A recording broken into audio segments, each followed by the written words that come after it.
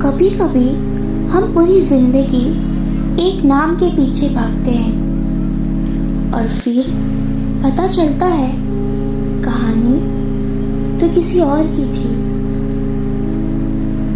आज रीयूनियन खत्म हो चुका था, लोग जा चुके थे, स्कूल की लाइट्स धीरे धीरे बंद हो रही थी और अयान अब भी वहीं खड़ा था।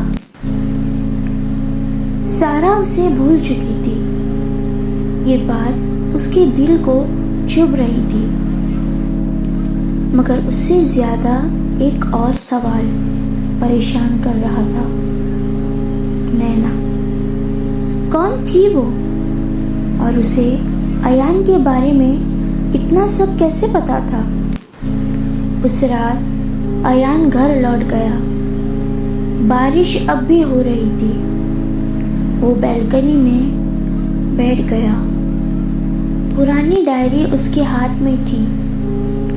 उसने सफ़े पलटाने की कोशिश की और पहली बार सारा को ढूंढने के बजाय खुद को ढूंढने लगा। एक सफ़े पर उसकी नज़र रुक गई। वहाँ लिखा था, आज क्लास में फिर मेरी पेन खो गई, मगर किसी ने चुपके से मेरी डेस्क पर रख दी। अयान मुस्कुराया। याद है, लेकिन किसने रखी थी? दूसरा सफ़ा पलटाया।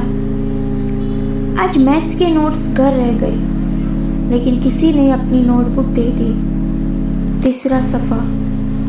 आज प्रिंसिपल ने डांटा, लेकिन किसी ने बाद में चॉकलेट डेस्क पर रख दी। अयान डायरी देखते देखते रुक गया। अजीब बात थी, उसे हर वाक़या याद था, मगर उस वाक़ये के पीछे का चेहरा याद नहीं। और फिर जैसे ही अंधेरे कमरे में किसी ने रोशनी कर दी तो उसे एक चेहरा याद आया। खिड़की के पास वाली सीट, खामोश लड़की, कम बोलती थी, ज्यादा सुनती थी। नैना। उसने डायरी जोर से बंद की। दिल तेज धड़कने लगा। क्या ये नहीं, ये कैसे हो सकता है? अगले दिन उसे नैना का मैसेज मिला। बस एक लाइन थी, कॉफी? अयान मिलने चला गया। दोनों कुछ देर तक खामोश बैठे रहे और फिर अयान ने पूछ ही लिया, तुम मुझसे इतना कैसे जानती हो? नैना मुस्कुराई, वही मुस्कुराहट जिसमें शिकवा भी था और सुकून भी।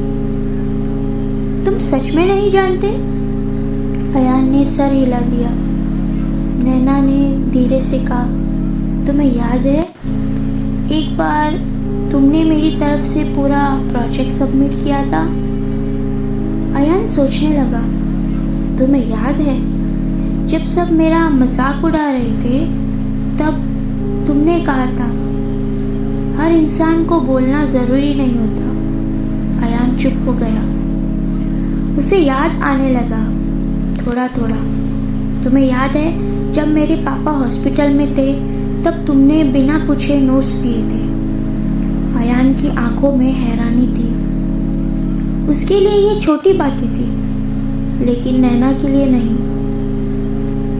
फिर नैना ने वो बात कही जिसमें पूरी कहानी छुपी थी।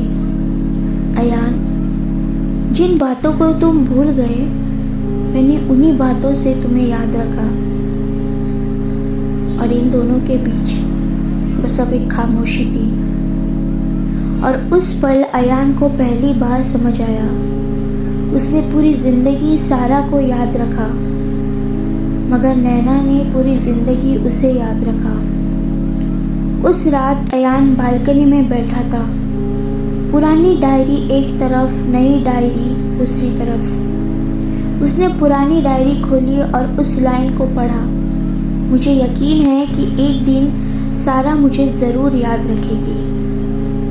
अयान धीरे से मुस्कुराया और फिर उसने नई डायरी खोली और लिखा, हम अक्सर उस इंसान को याद रखने की कोशिश करते हैं जिसे हम याद रखते हैं, मगर ज़िंदगी का सबसे खूबसूरत सच ये है कि कभी कभी कोई और हमें चुपचाप याद रखता है।